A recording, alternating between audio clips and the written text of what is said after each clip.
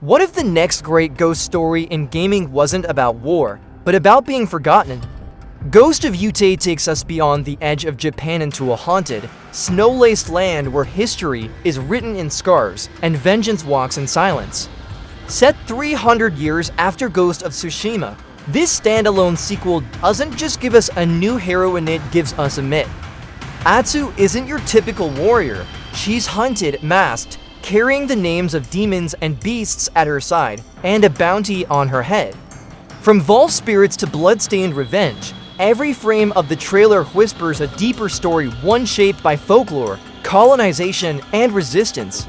So let's step into the shadows of Mount Yōtei and uncover the secrets this ghost doesn't want buried. Before we go any further, let's be clear, Ghost of Yōtei has not been released, and no official release date has been confirmed at the time of this writing. The trailer is a teaser, and much of the gameplay shown is actually reused footage from Ghost of Tsushima, not from the upcoming title itself. Everything you're about to hear is speculative, based solely on details hidden in the trailer and historical context. But that doesn't make it any less fascinating. Ghost of Yōtei, developed by Sucker Punch Productions, stands as a standalone sequel to Ghost of Tsushima.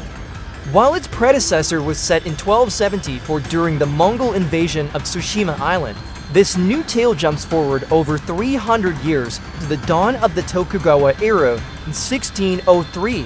The Edo period begins with turmoil, transition, and the rise of a new order. The game shifts its lens from Tsushima's southern shores to the far northern frontier of Ezo modern-day Hokkaido, where the laws of the shogunate hold little sway, and ancient beliefs still shape the rhythm of life. Unlike Jin Sakai, our new hero is a mysterious woman named Atsu. Little is known about her except the haunting imagery wrapped around her journey: wolves, bear cloaks, ghost masks, and bloodstained names. Her presence radiates intensity and pain, and her silence seems louder than any war cry. The landscape of Mount Yōtei, the so-called female mountain revered by the indigenous Ainu, is a character in itself. Mist, snow, firelight, and myth breathe through every frame of the trailer. The line "we are beyond the edge of Japan" carries historical weight. In 1603, Ezo was an untamed territory, not yet fully claimed by the central authorities. It was a rugged escape for Ronin avoiding Tokugawa control, a contested space for pirates and hunters, and most significantly, the homeland of the Ainu. This indigenous people held deep spiritual connections to nature and animals, often in conflict with the expanding Japanese state. It's here, in this liminal space, that Atsu's story unfolds. The visual composition of the trailer reinforces this isolation: cliffside shrines, dilapidated temples, and ancient forests blanketed in silence. It's a world on the edge of forgetting. The trailer shows what appears to be a Tokugawa structure engulfed in flames. Whether the attackers are pirates or outlaws is unclear, but the implication is direct: the new regime isn't welcome. The Matsumae clan, under Tokugawa Ieyasu, was charged with policing the southern tip of Ezo. Though allied with the shogunate, they were isolated. Their uneasy peace with the Ainu would eventually collapse in 1669 during Shakushane's revolt, but seeds of tension already ran deep. The trailer seems to capture that moment in history when loyalty was fragile and war was only a whisper away. You can almost feel the powder in the air, the mistrust between tribes and clans, and the tension between sword and silence. Atsu herself reflects this divide. Her design blends cultural elements, Japanese armor and blades, but Ainu-inspired furs and animal iconography. The Volf imagery stands out, especially considering the now extinct Ezo Volf was worshipped by the Ainu as a divine protector. Wolves were said to guard mountains, ward off evil, and act as messengers between the physical and spiritual worlds. If Atsu has a connection to this totem, then she may not just be a warrior. She might be a myth reborn. The suggestion here isn't subtle. Sucker Punch is crafting her not just as a historical figure, but as a living embodiment of folklore. Then there's the bearskin cloak, In Ainu ritual, bear cubs were sometimes raised as sacred beings, only to be sacrificed in elaborate ceremonies intended to return their spirits to the gods. It's a tradition modern audiences may find brutal, but it illustrates the intense reverence for nature. Atsu's cloak may hint at her past, her beliefs, or simply mark her as an outsider to Tokugawa customs. The trailer doesn't say how she got it, but its presence speaks volumes. Whether it was traded, earned, or taken, it signifies something more than survival. It suggests transformation.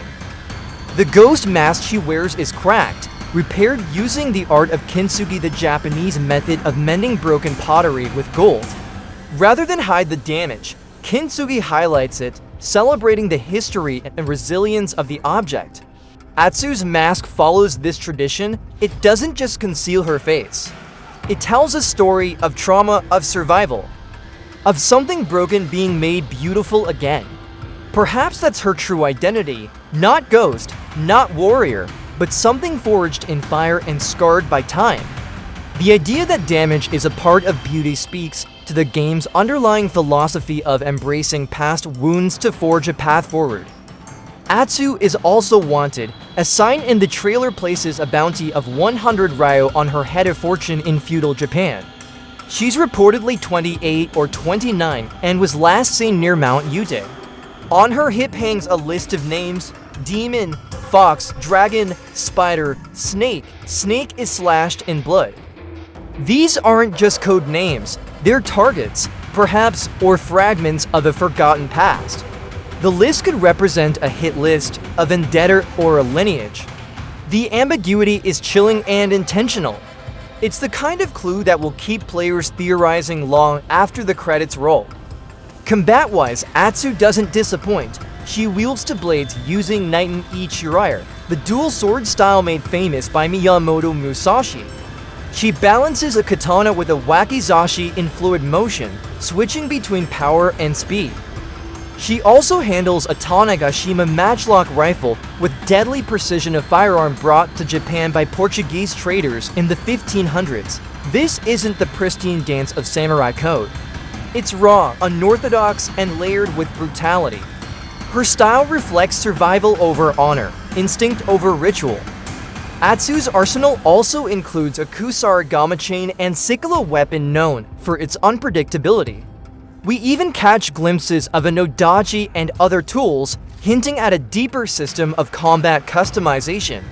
If Ghost of Tsushima was about refining your swordplay, Ghost of Yōtei looks poised to ask, how far are you willing to go to survive? Every strike seems rooted in intent, every weapon has purpose, and each movement blurs the line between grace and violence. New stealth mechanics are also teased, likely building on Tsushima's foundations, but adding a stronger emphasis on disguise and misdirection. Atsu's clean fingernails and the elegance with which she handles the tsugaru shamisen, a traditional Japanese instrument often played in theaters and brothels, suggest she may have infiltrator skills. New stealth mechanics are also teased, likely building on Tsushima's foundations, but adding a stronger emphasis on disguise and misdirection. Atsu's clean fingernails and the elegance with which she handles the tsugaru shamisen, a traditional Japanese instrument often played in theaters and brothels, suggest she may have infiltrator skills. Atsu's character might take inspiration from real figures in Japanese history. Onimusha, female warriors trained to defend their homes, were not uncommon during times of unrest. Tomo Gozen and Hangaku Gozen are two of the most famous examples. More specifically, Atsu's circumstances echo those of Yodo Dono, the powerful concubine of Toyotomi Hideyoshi. After Hideyoshi's death, Yodo Dono resisted the Tokugawa regime alongside her son, Hideyori. She ultimately died in the siege of Osaka, defying the shogunate to the end. Like Atsu, she was seen as dangerous, a threat, a symbol. What if Ghost of Yōtei is less about combat and more about reclaiming a voice erased by history? The trailer offers no explicit narrative, but it doesn't need to. The tone, imagery, and historical allusions are rich enough to suggest a deep, personal journey. While Ghost of Tsushima was about defending a homeland and from invaders, Ghost of Yōtei appears to be about reclaiming identity in a fractured land. It's about the ghosts we carry, the histories we inherit, and what it means to walk between worlds. Atsu's journey feels quieter but heavier, less about glory and more about memory. This is not about becoming a legend, it's about not being forgotten.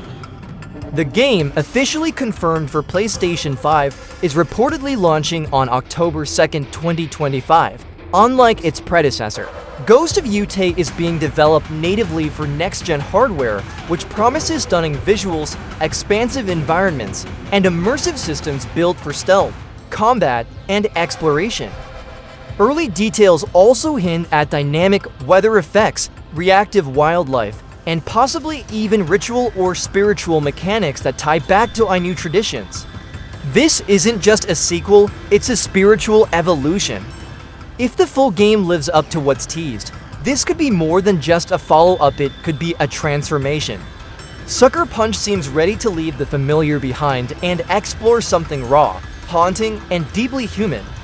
Whether you're drawn to the history, the atmosphere, or the quiet rage behind Atsu's eyes, Ghost of Yōtei feels like a storm waiting to break.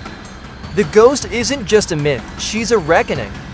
We don't have all the answers yet, but we've seen the mountain, we've felt the snow underfoot, and we've heard the music echoing from somewhere deep within the forest.